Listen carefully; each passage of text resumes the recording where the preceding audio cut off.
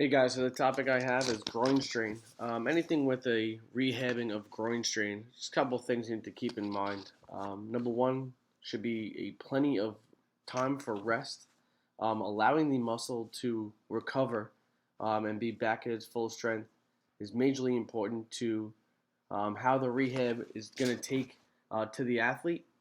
The next thing is going to be strengthening up. So I'm going to talk about two different things when I do talk about rehab.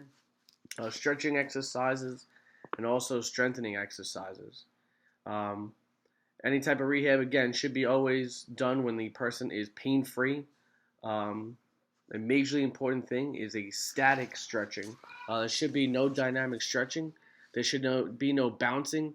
It should be nice and easy, smooth stretching through groin pulls and strains. It's going to be a hip adduction stretch, and the other one's going to be a straight leg raise. Okay, so for the first stretch, it's going to be a hip adduction exercise. Both knees are bent. Okay, what we're trying to work on here is just the strength of Nico pulling out and pulling right back in. Okay, so that's adduction exercise. It's a hip adduction exercise. What you're really trying to do is isolate the injury in either hip it is or groin.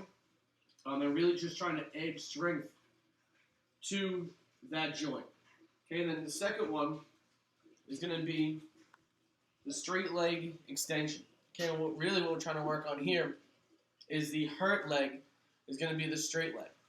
Okay, what that does is that's going to isolate the groin pull on this side of his leg, of his groin. And all he's going to do is lift straight leg just like that and keep his knee nice and straight.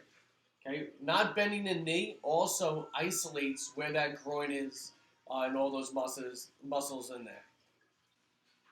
Okay, so the exercise I'm going to show you right now is a hip abduction, hip adduction, hip flexion, and hip extension.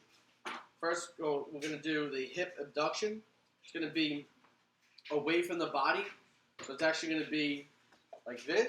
It's going to be away from the body, pulling it away from the midline. Hip adduction is going to be adding to the midline, so it's actually going to be taking it from here and pulling it across your legs. That's going to increase strength and flexibility in the groin. Hip flexion is going to be facing outwards and extending out, so it's going to be hip flexion. And the last one is going to be hip extension, and that again is going to be facing in, and it's going to be pulling away from the tension line.